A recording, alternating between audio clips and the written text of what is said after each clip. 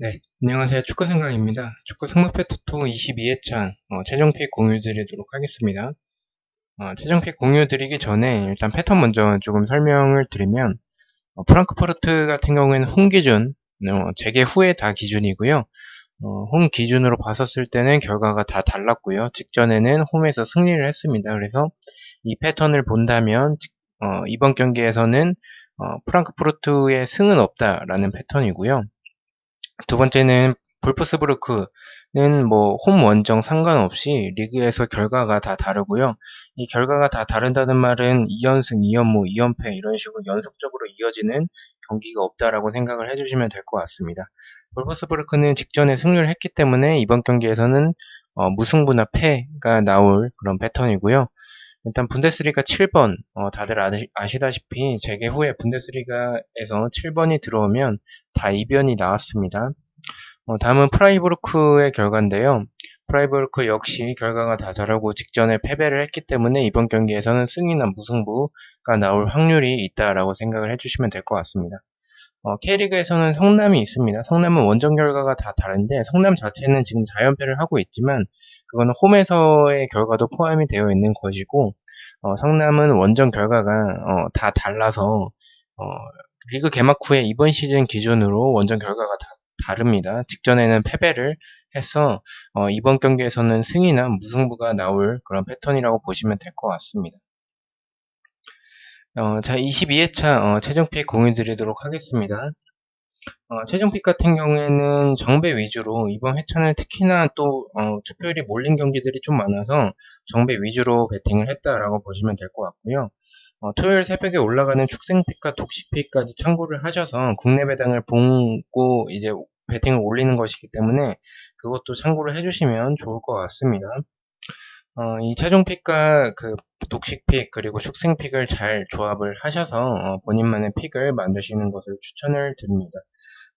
분석 시작 전에 구독과 좋아요 눌러주시면 너무나도 감사할 것 같습니다. 첫 번째 경기부터 살펴보면 11위 서울대, 12위 인천의 경기인데요. 어떻게 보면 이 두 팀의 경기가 단두대 매치가 됐습니다. 서울은 5연패를 하고 있고 홈에서는 3연패, 인천 같은 경우에는 6연패를 하고 있고 원정에서 3연패를 하고 있습니다.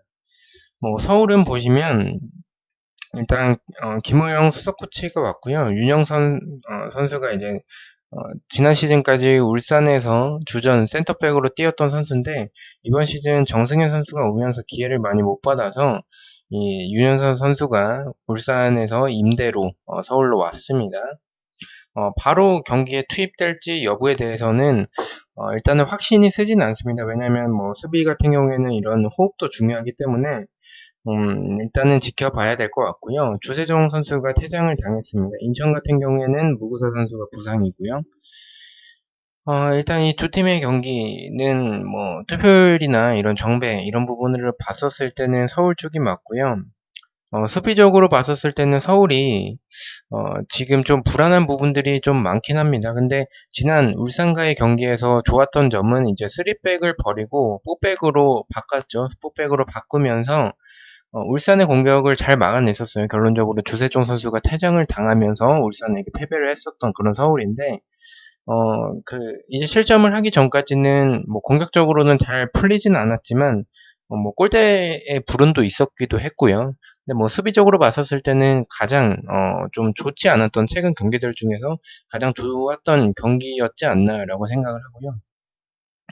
반면에 인천은 이 경기도 그랬고 그 광주전에서도 그랬고 수비적으로 분우자 선수가 또 부상으로 빠졌는데 거기서 케인대도 부상이고 또 무구사까지 부상이면서 용병 선수들이 다 부상입니다. 그래서 지금 인천은 지금 6연패를 하고 있는데 지금 상황이 또 굉장히 좋지는 않은 것 같아요. 또 이 내부적으로도 좀 문제가 있는 부분들도 또 감독과의 그런 사이 그런 부분들이 있다라고 하는데 찌라시에 불과해서 제가 정확하게 말씀을 드릴 수는 없을 것 같고요. 일단은 이런 부분들을 토대로 봤었을 때 경기력이 누가 더 낫냐라고 한다면 저는 개인적으로 서울이 더 낫다라고 생각을 하고요.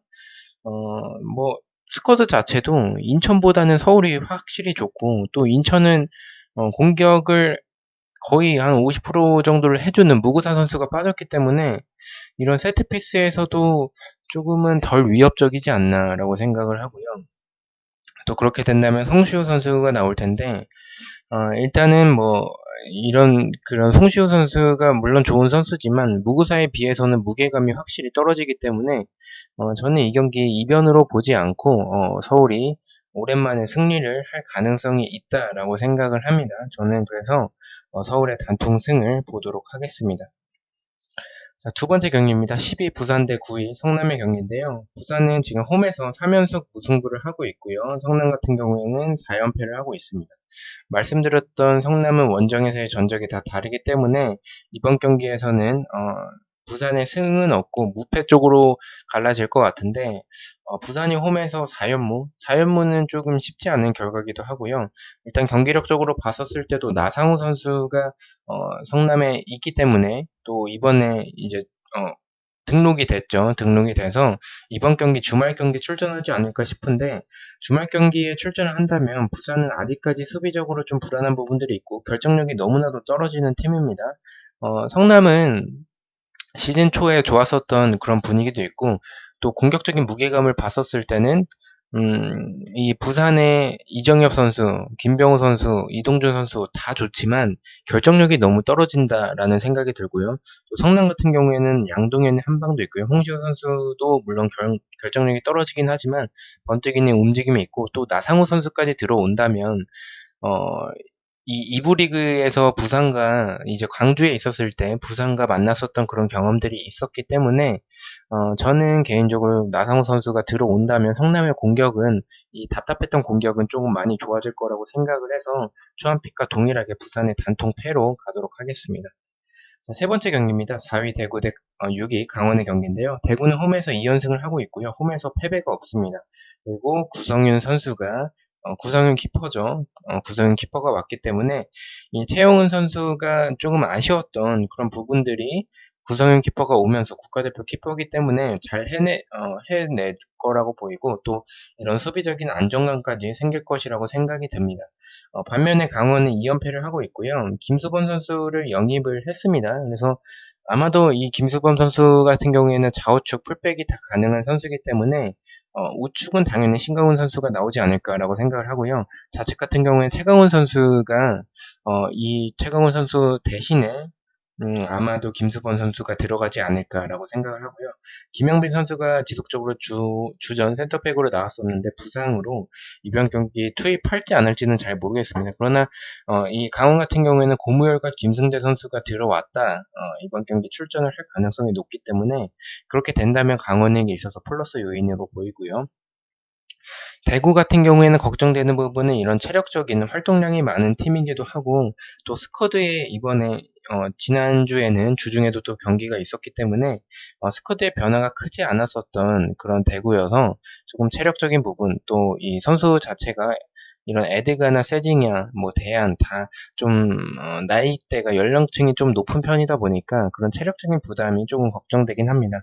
그러나 일단 뭐 투표율도 좀 많이 몰린 경기고, 이 상대 전적에서의 대구가 좀 압도적인 부분들이 있어서 초안에는 좀 무패 쪽으로 갔었어요. 무패 쪽으로 갔었던 부분들은 그 김승대와 고무열이 나오면 이변으로 강원이 이길 수도 있을 것 같다라는 생각이 들었고, 또 이 강원의 연패가 끊어질 흐름이라고 저는 개인적으로 생각을 했었기 때문에 무패 쪽으로 갔었는데, 결론적으로는 강원이 대구한테 약하기도 하고, 또 이 강원의 공간, 강원이 또 수비적으로 불안한 부분, 이런 뒷공간을 좀 많이 내주는 부분들이 있는데, 이런 뒷공간을 내줬을 때 그런 대구의 스피드를 봤었을 때는 그래도 대구 사이드로 가는 게 가장 안전한 방법이지 않나라고 생각을 해서 도전적으로 대구의 무패 쪽으로 가려고 했었으나, 현실적으로 경기력이나 이런 흐름들은 당연히 대구 사이드가 맞기 때문에 저는 안전하게 대구의 승무 쪽으로 대구 사이드로 가보도록 하고요.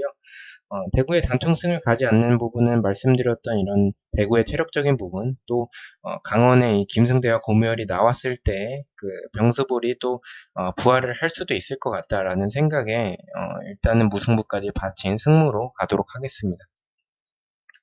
자, 네 번째 경기입니다. 2위 도르트문트 대 7위 호펜하임의 경기인데요. 도르트문트는 아칸지 선수가 부상이고요. 엘메찬 선수가 경고 누적이라고 합니다. 일단 도르트문트는 2위가 확정된 상황이고요. 호펜하임 같은 경우에는 지금 2연승을 하고 있고요. 유로파가 확정이 됐지만 지금 볼프스부르크와 6위 다툼이 있습니다. 저는 개인적으로 이 경기는 좀 많이 불안하다라고 생각을 해요. 일단은 뭐 배당 자체도 도르트문트와 호펜하임의 경기인데 이 배당 자체가 또 높게 책정이 됐다라는 부분이 있고요. 또 한 가지는 도르트문트가 2위가 확정된 상황이기 때문에 주전 선수들보다는 약간 어린 유망주들이나 기회를 못 받은 선수들에게 기회를 줄 수도 있을 것 같은 느낌에 좀 이 경기를 지울까라고도 조금 생각을 했어요. 왜냐면 이 도르트문트의 승무 사이드도 생각이 들지만 호펜하임이 이길 수도 있을 것 같다라는 개인적인 생각이 조금 들어서, 왜냐면 도르트문트가 측면 공간을 내주는데 호펜하임은 크로스 공격이 굉장히 더 좋죠. 그래서 고민을 했는데 이 경기보다 더 지우고 싶은 경기가 생겨서 저는 폴더가 부족하기 때문에 지우진 않았고요. 폴더가 여유가 있으시다면 지우는 것도 좋은 방법일 것 같습니다. 저는 이렇게 뭐 승무패 중에 하나를 선택을 해야 되는 상황이기 때문에 폴더가 없어서, 저는 그렇게 된다면 그래도 도르트문트가 호펜하임에 이런 호펜하임도 수비적으로 불안한 부분들이 있는 거는 마찬가지여서 저는 도르트문트가 그래도 홀란드 선수 정도는 나오지 않을까. 젊은 선수고 또 체력적인 부담이 크진 않을 거기 때문에 또 본인도 골에 대한 욕심이 있겠죠. 그래서 저는 이 경기는 도르트문트의 단통 승으로 가보도록 하겠습니다. 자, 다섯 번째 경기입니다. 5위 레버쿠젠 대 13위 마인츠의 경기인데요. 레버쿠젠 같은 경우에는 무조건 이겨야 되는 상황이죠. 지금 글라드바흐의 승점 차이가 있기 때문에 4위를 꼭 해서 챔피언스 리그에 나가려면 무조건 일단 이겨야 되는 상황입니다. 자력으로는 조금 불가능하고요. 글라드바흐와 경우의 수를 조금 따져야 되는 상황입니다. 일단 벨라라비 선수가 부상이고요. 드라고비치 선수가 경고 누적으로 출전을 하지 못합니다. 또 다음 주 주중에 7월 5일에 그 미넨과 이 컵 경기, 포칼컵 결승전이 있어요. 근데 이런 포칼컵 결승전은 결론적으로는 뭐 우승도 중요하겠지만 이 챔피언스 리그에 나가냐 못 나가냐 이거에 대해서는 구단에서 수익에서의 차이가, 스폰서랑 이런 부분들의 차이가 굉장히 크기 때문에 일단은 리그에 조금 더 집중을 할 것으로 보이고요. 마인츠 같은 경우에는 베티우스 선수가 경고 누적입니다. 일단 2연승을 하고 있는 마인츠인데 원정에서도 2연승을 하고 있고요. 저는 개인적으로 이 경기는 조금 레버쿠젠을 조금은 강하게 보고 있습니다. 뭐 동기부여적 측면도 있겠지만 일단 마인츠의 베티우스 선수가 또 중요한 역할을 하고 있다라고 개인적으로 생각을 하고요. 또 상대 전적도 레버쿠젠이 좀 압도적이기도 하고, 마인츠 레버쿠젠도 물론 수비가 불안한 부분들이 많지만 마인츠가 수비가 훨씬 더 불안한 부분들이 좀 많다라고 생각을 하는 팀이에요. 공격적으로는 그래도 괜찮은 모습들이 있는데 수비적으로는 좀 불안한 부분이 많은 그런 팀이라고 봐서, 그런 수비적인 불안을 봤었을 때는 알라리오, 하베르츠를 믿고 저는 레버쿠젠의 단통 승으로 가도록 하겠습니다. 여섯 번째 경기입니다. 4위 글라드바흐 대 10위 헤르타 베를린의 경기인데요. 글라드바흐는 플레 선수와 티랑 선수가 부상이고요. 일단 비기만 해도 챔피언스 리그에 나갈 수 있고요. 또 글라드바흐는 잘하면 3위까지, 라이프치히가 만약에 지고 글라드바흐가 승리를 한다면 3위까지도 노려볼 수 있을 것 같습니다. 뭐 일단 글라드바흐는 2연승을 하고 있고요. 홈에서도 2연승을 하고 있고, 헤르타 베를린 같은 경우에는 3연패를 지난 경기 승리를 하면서 끊었고요. 원정에서 2연패를 하고 있습니다.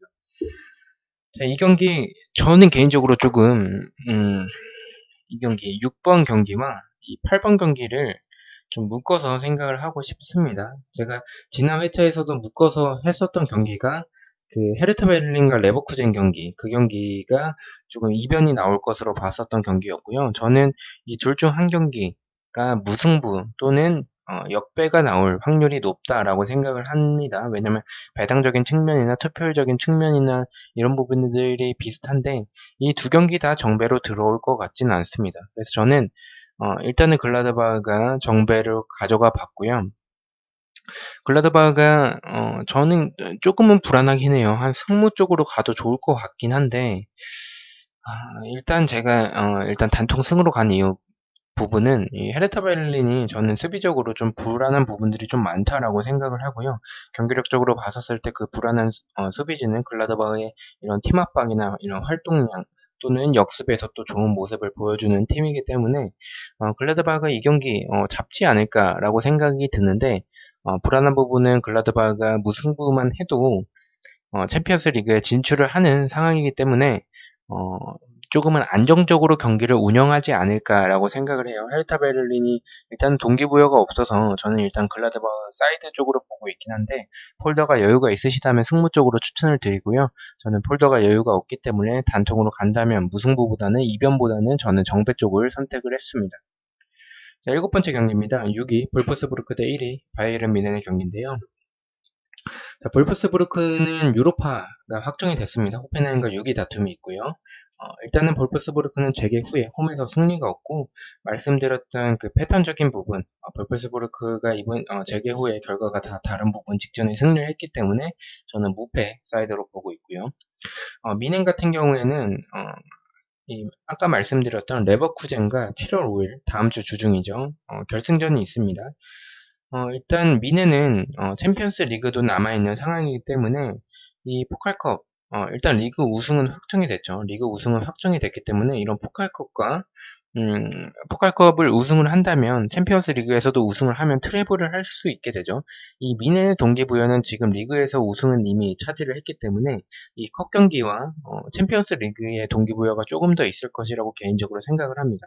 그렇게 봤었을 때는 뮌헨이 이번 경기 약간 로테이션을 돌리고 주중 컵 경기에 조금 더 집중을 하지 않을까라는 개인적인 생각이 들어서 이 경기는 톱볼로 가고요. 말씀드린 패턴 부분들 때문에 볼프스부르크의 승은 보지 않고 또 뮌헨이 로테로 약간의 로테이션을 돌리더라도 로테이션 자원들이 워낙에 또 훌륭한 선수들이 많은 그런 뮌헨이기 때문에 볼프스부르크의 이 승은 조금 없다라고 생각을 하고 있고요. 뮌헨이 패배는 하지 않을 것 같다라는 생각에 저는 무패 쪽으로 갔고요. 일단 배당은 정말 조금 뮌헨 치고 이렇게 높은 배당을 받나라고 싶을 정도로 배당이 높게 책정이 되긴 했습니다. 그래서 도르트문트보다 배당이 높아요. 그래서 약간 이 경기는 좀 분데스리가 7번 경기라는 점에서도 좀 이변이 나올 수 있는 경기지 않을까라고 생각을 하고요. 이변이 나온다면 무승부일 것 같고요. 뮌헨은 그래도 승은 가져가야 될 것 같아서 이렇게 무패로 가보도록 하겠습니다. 8번째 경기입니다. 9위 프랑크푸르트 대 18위 파더보른의 경기인데요. 프랑크푸르트는 말씀드렸다시피 홈에서 전적이 다 다르고 직전 홈에서는 승리를 했습니다. 그래서 저는 개인적인 패턴에서는 무패 쪽으로 가는 게 맞지 않을까라고 생각이 들고요. 파더보른 같은 경우에는 강등이 확정이 됐고 히네마이어 선수가 퇴장으로 이번 경기 출전을 하지 못하고 지금 리그에서 3연패를 하고 있습니다.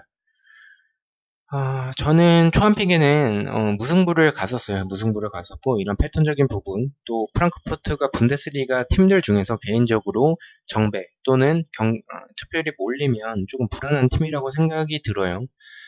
그래서 저는 처음에는 무승부로 갔었고 최종픽까지 계속 고민을 하면서 이 패턴적인 부분을 조금 더 참고를 조금 더 생각을 해서 프랑크푸르트의 무패 쪽으로 갈까, 투픽으로 갈까라고도 생각을 했는데 지금 뭐 해외 구매율이나 이런 투표율이나 이 배당적인 측면을 봤었을 때는 프랑크푸르트의 승을 버리기에는 너무 도전을 하는 것 같아서 일단은 저는 이렇게 승무패로 이 경기를 지웠고요. K리그 경기를 지우지 않고 이 경기를 지웠습니다. 그래서 저는 이 경기는 조금 이변이 나올 것 같은 그런 개인적인 느낌이 들고요. 이런 경기력을 봤었을 때는 파더보른보다는 당연히 프랑크푸르트가 좋지만 프랑크푸르트의 결정력이 조금은 답답한 부분이 있고 또 파더보른 같은 경우에는 마지막 어차피 강등이 된 상황이기 때문에 마지막 경기라도 조금 최선을 다할 것으로 보이고 또 지난 글라드바흐 경기에서 제 개인적인 생각에서는 그래도 어느 정도 좀 열심히 좀 했었다라는 생각이 좀 들었어요. 파더보른 봤었을 때. 또 이 프랑크푸르트 상대로 세트피스에서의 한 방이나 아니면 아드제이 선수 이런 역습에서의 스피드도 또 있는 그런 팀이고 프랑크푸르트가 수비적으로 좀 불안한 부분들이 있기 때문에 저는 이렇게 지어봤고요. 저는 단통으로 추천을 드리자면 개인적으로 승무 쪽으로 추천을 드립니다. 자, 9번째 경기입니다. 17위 브레멘 대 14위 켈렌의 경기인데요. 브레멘 같은 경우에는 일단 무조건 이겨야 됩니다. 이겼을 때 디셀도르프가 비기지 않고 진다면 16위까지 노려볼만 하고 16위가 된다면 다이렉트 강등이 아닌 승강 플레이오프가 됩니다. 브레멘은 일단은 2연패를 하고 있고요. 홈에서는 3연패를 하고 있습니다. 켈른 같은 경우에는 카인츠 선수가 경고 누적이고요. 동기부여가 없고요. 연패를 끊었고요. 재개 후에 승리가 없습니다. 저는 일단 이 경기는 조금은 경기력 자체는 무승부에 조금 가까운 경기라고 생각을 해요. 근데 이런 배당적인 측면이나 투표율에서 이 브레멘을 보는 분들이 굉장히 많습니다. 해외 구매율을 봤었을 땐. 그리고 일단 저는 경기력적인 부분도 참고를 하긴 했지만 경기력 부분을 봤었을 땐 무승부에 조금 가깝다라고 생각을 하고요. 저는 동기부여적 측면을 이런 강등폭포를 조금 더 높게 보고 브레멘의 단통승을 가보도록 하겠습니다. 이 경기 만약에 투폴로 가신다면 폴더에 여유가 있으시다면 승무 쪽으로 추천을 드리지만 저는 이 경기는 조금 이 강등폭포를 무시할 수는 없을 것 같아요. 그래서 저는 단통승으로 가보도록 하겠습니다. 10번째 경기입니다. 9위 프라이부르크 대 11위 샬케의 경기인데요. 프라이부르크는 말씀드렸다시피 패턴적인 부분에서 경기 결과가 다 다르고 직전에 패배를 했기 때문에 프라이부르크의 승무 사이드로 보고 있고요. 홈에서 2연승을 하고 있습니다. 샬케 같은 경우에는 부상자가 좀 많고요. 케니 선수가 경고 누적이고 지금 2연패를 하고 있습니다. 이 경기도 고민을 좀 많이 했긴 했어요. 고민을 많이 했긴 했는데 저는 초안픽과 동일하게 프라이부르크의 단통승으로 보고 있고요. 단통승으로 보는 부분은 일단은 프라이부르크가 이런 중거리나 세트피스적인 부분에서 그런 강하다는 부분에선 샬케와 스타일이 어느 정도 비슷한 부분들이 있긴 합니다. 그러나 이 샬케에서의 그 케니 선수가 우측 풀백인데 이 선수가 하는 수비에서의 비중은 저는 개인적으로 높은 편이라고 생각을 하고 있고요. 또 샬케의 공격진이 워낙에 또 결정력이 좋지는 않기 때문에 이 프라이부르크가 선제골을 넣는다면 손쉽게 이길 수 있는 경기지 않을까라고 생각을 해요. 다만 걱정되는 부분은 프라이부르크의 결정력이 조금 떨어지는 부분이 있기 때문에 조금은 무승부의 확률도 있을 것 같은 그런 경기긴 한데 저는 일단은 프라이부르크가 홈에서 굉장히 또 좋은 모습을 재개 후에 보여주고 있기 때문에 저는 단통 승으로 가보도록 하겠습니다. 11번째 경기입니다. 15위 아우크스부르크 대 3위 라이프치히 경기인데요. 아우크스부르크는 동기부여도 없고 재개 후에 홈에서 승리가 없을 정도로 좀 좋지는 않고요. 라이프치히 같은 경우에는 원정에서 3연승을 하고 있고 3위 자리를 지키기 위해서는 이 경기에 승리를 하는 게 좋습니다. 이 경기는 조금 투표율이 많이 몰린 경기여서 좀 위험한 부분도 있을 것 같아요. 또 라이프치히 자체도 티모 베르너 선수가 동기부여 자체가 좀 떨어진 편이기 때문에 그런 부분 봤었을 때는 무승부가 나올 수도 있지 않을까라는 개인적인 생각이 들긴 하는데 일단은 저는 경기력 부분을 조금 더 높게 두 팀 다 동기부여가 크게 있는 것은 아니기 때문에 경기력 부분을 조금 더 참고를 했고요.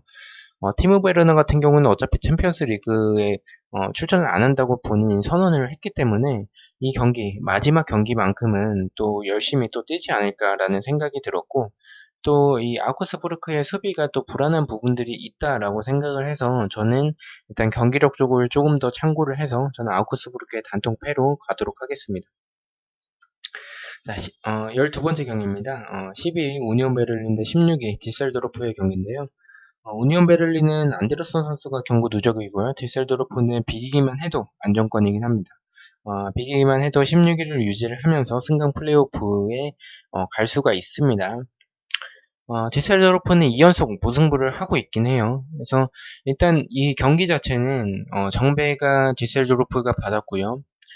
해외 구매율이 디셀도르프 쪽에 굉장히 많이 몰렸습니다. 근데 국내에서 투표율은 우니온 베를린 쪽에 좀 많이 몰렸어요. 그래서 저는 좀 개인적으로 의아한 경기긴 한데요. 저는 일단은 우니온 베를린의 승을 보지는 않고 있습니다. 일단 이 경기는 안데르손 선수가 경고 누적인데 안데르손 선수가 우니온 베를린에서 차지하는 역할이 굉장히 큽니다. 이런 우니온 베를린의 이런 그 약간 벌리와 비슷하고 이런 뻥축구, 이 높이를 활용한 포스트 플레이 이런 부분에서 세트피스에서도 그렇지만 일단 전방에 연결을 하고 이 안데르손 선수가 포스트 볼레이로 공을 떨궈주면 그 옆에 있는 선수들이 우자나 뭐 이런 선수들이 득점을 하는 그런 경향이 있는 이런 성향이 있는 팀인데 이 안데르손 선수가 없으면 저는 전력의 50% 이상을 잃었다라고 생각을 하거든요. 근데 그렇게 봤었을 때는 디셀도르프가 수비적으로 완전히 강하진 않지만 그런 공격 옵션 자체를 잃어버린 팀이기 때문에 이렇게 생각하면 될 것 같아요. 울산에서 비온 존슨이 없는 그런 비온 존슨의 옵션이 없는 울산 현대라고 생각을 해주시면 될 것 같습니다. 그래서 제 생각에서는 일단 디셀도르프가 패배는 없을 거라고 생각을 하는데 그래서 저는 무패 쪽으로 보고 있어요. 그래서 만약에 투팩을 가진다면 무패 쪽으로 추천을 드리는데 말씀드렸던 이 앞서서 이제 지운 경기가 있기 때문에 그 지운 경기 때문에 이 경기는 단통으로 가야 됐었고 단통으로 간다면 우니온 베를린의 패배보다는 무승부만 해도 디셀도르프 입장에서는 만족을 하는 경기이기 때문에 한 무승부 정도로 경기가 끝나지 않을까라고 생각을 하고 있습니다. 저는 단통부로 가도록 하겠습니다. 13번째 경기입니다. 2위 울산현대 대 1위 전북현대의 경기인데요. 일단 현대가 더비인데요. 투표율 자체는 울산 현대 쪽인데 이 배당 정배는 전북 현대가 받았습니다. 아마도 국내 배당에서는 이 울산 쪽을 정배를 주지 않을까라고 생각을 해요. 저는 일단 두 팀 다 4연승을 하고 있고요. 울산은 이청용 선수가 출전을 할 것 같아요. 그리고 전북 같은 경우에는 신영민 선수가 왔기 때문에 이 신영민 선수가 오면서 이 수비형 미드필더 자리를 차지를 해줄 거고요. 그러면서 손준호 선수가 조금 더 앞선에서 좀 경기에 임하지 않을까라고 생각을 하고 있습니다. 저는 이 경기 처음에는 지우고 싶은 지우는 쪽으로 초안을 생각을 했었고요. 그 생각을 했었던 부분은 경기력 자체는 그래도 울산현대가 꾸역승을 하는 전북보다 훨씬 앞서고 있다라고 생각을 하고 있지만 이 신영민 선수가 들어오게 된다면 전북현대의 좀 경기력이 확실히 좋아질 것이라고 생각을 해요. 그래서 저는 승무패로 지웠었는데 고민을 계속했고 말씀드렸다시피 지우고 싶은 경기가 생겼었기 때문에 그렇게 갔었고요. 저는 아마 이 경기는 축생픽에서는 지우지 않을까 싶습니다. 근데 저는 이 경기 일단 투픽으로 가야 되는 경기고 투픽으로 간다면 전북현대의 승보다는 승무 쪽으로 가는 게 조금 더 맞고 안전하다라고 생각을 하고 있고요.